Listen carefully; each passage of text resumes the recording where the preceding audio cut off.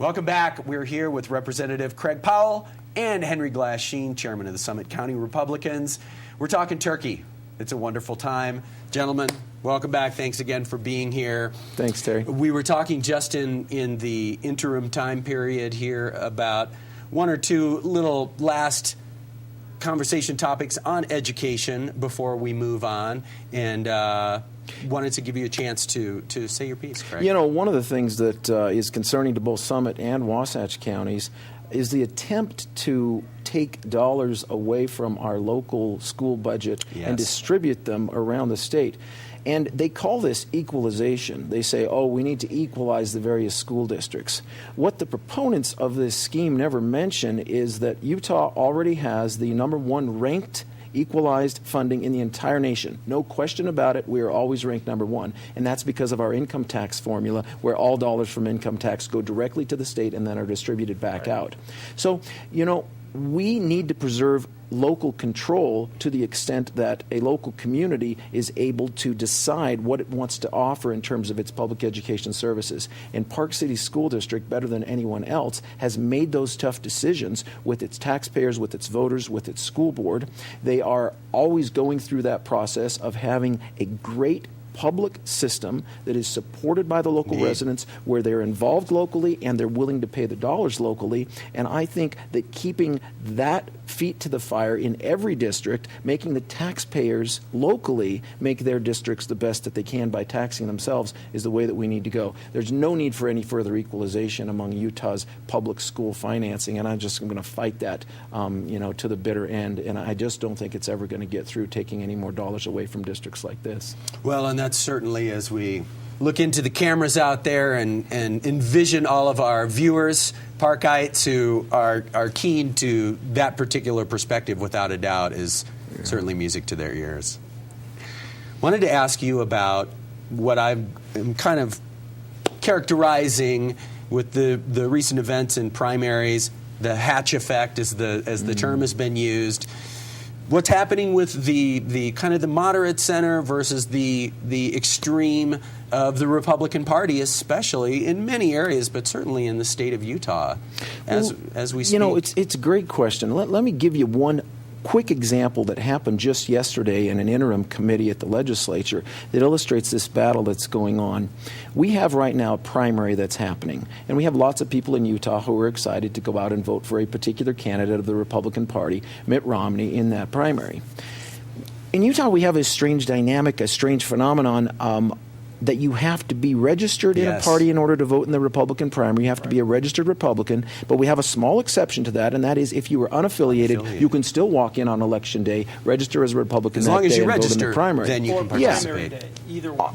On the day of that election. Day of. However, there is now a move, as of yesterday, to repeal that law completely, which would not allow unaffiliateds to walk in on the day of the election. The problem with that whole philosophy that is being pushed is that the vast majority of voters in Summit County, in Wasatch County, and actually a majority in the state of Utah are registered as unaffiliated and stay registered as unaffiliated. Sometimes they will actually say, okay, for this particular primary, you know, I'm a Republican voter and I usually vote Republican, but I'm proud to be registered as unaffiliated. Now, I don't think those people should be excluded from the Republican Party. They're Republicans as far as I'm concerned because they go out and vote for most of the Republican candidates each time. But there is this extreme movement underfoot now to say, if you don't keep yourself a Republican and 30 days before that election, make sure that you're registered as a Republican. If you show up on the day of the primary election, we're not going to let you vote at all.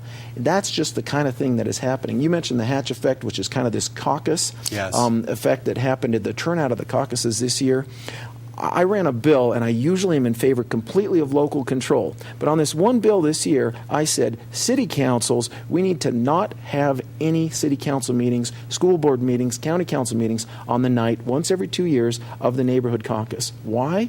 Utah politics is decided at the neighborhood caucus. And if all of us don't wake up and realize that, we're being closed out of the process completely. Fortunately, this year, with many, many people beating this drum, we got a much larger turnout at caucuses. I think much more representative this year, and I think that it's renewed my faith a little bit in the Utah political system. Well, and know that I'm an Iowa boy, so the Caucus. important decisions being made in living rooms across the state is a tradition that rich tradition. And that is very similar to from which Utah's I spring. We process. have 1,500 people at our caucus this year, which is 7 times what we had 4 years ago. It's fantastic. Yeah, It's, and that's important. that is It has its participation. drawbacks, has advantages Yeah. and disadvantages. No question. But if you take as any system advantage of the does. process, Right. you actually do get some face-to-face interaction and get to really have some impact on the process. Absolutely. Right.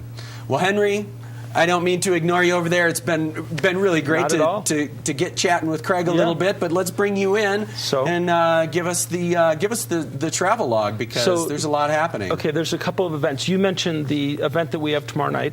It's a fundraiser for Mia Love.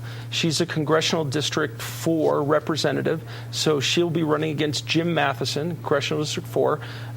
She's a really neat candidate. As a matter of fact, one of the first events she did was up in Summit County at the La Society Duma Go at Wasatch Bagel in Park City, one that you have not attended yet. Oh, Henry, you're on me. Sorry, I had to do that. It's okay. Anyways, I we had her deserve up, it. and we had great turnout, and she was brilliant. She's a great candidate. And she's going to do a fundraiser. Paul Ryan's going to be here. The governor will be here. Jason Chaffetz will be here. Mike Lee will be here. Orrin Hatch will be here. It's going to be a real star-studded event. You mentioned Governor Romney may be here. I'm pretty sure he will not be here. He is actually going to be in Park City for another event. Yes. But I think that's actually going to start on Saturday. A private event. And that's a private event. It's also a large fundraiser. But we expect good turnout. It's at Glen Wild Country Club. If you're interested in going, you can still contact me. Tickets are $1,000. If you want to be at the VIP event, it's $2,500. And that's a reasonable event to go see Paul Ryan. Paul Ryan's on the short list of potential vice presidential candidates. Yes, he is. And I will tell you, I think turnout's going to be good. Although it will be a small event, there'll be an opportunity to interact very closely with those candidates. A big event, and this is a big Summit County event, on the 30th, we have the Colville. It's been known for decades as the Colville Pig Roast. And this is an absolute panic. It starts at 10 o'clock in the morning and goes till 10 o'clock at night. There are bands. It's a great time of day for barbecue. It is 10 a.m. absolutely a fantastic event. I've gone 3 or 4 times, and it's not a political event, but everyone's there, and it's a great fundraiser for the city of Colville. The mayor of Colville is actually running for Summit County Council, and so it would be a great opportunity to go out and meet Dwayne Schmidt. You should actually have him in if you'd like and get a chance to meet him. He's just a great candidate and for Summit County Council. Fantastic. That's all we've got right now. We'll probably have a bunch of events during the summer, and we'll come in and let you know about them. It is the season, is it not? It is going to be a fantastic season. We're really excited to have Craig running again. He has done when we changed the district so that to bring Park City Municipal into his district. It's a great opportunity. Craig is one of the more moderate Republican candidates. As we bring Park City in, which is predominantly a Democratic area, it's an opportunity to have a majority candidate in a predominantly Democratic area. And it's just absolutely perfect. To send a Democratic candidate down to the legislatures, I mean, you probably understand that, that dynamic a little better than I do. It's a little bit of a waste of time. You're not going to get stuff done.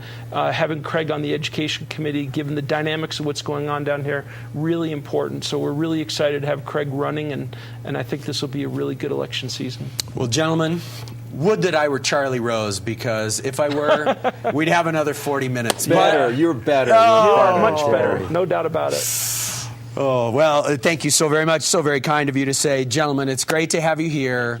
Enjoyed your company. Hope that you will come back again. Best wishes for a successful campaigning season. Henry, is always great to see you. Thanks, and we will see you fellows very soon. Always. Henry, all the best. All right, we got to talk about weather. We're going to take a quick break. Amy will be back right after this. Stay tuned.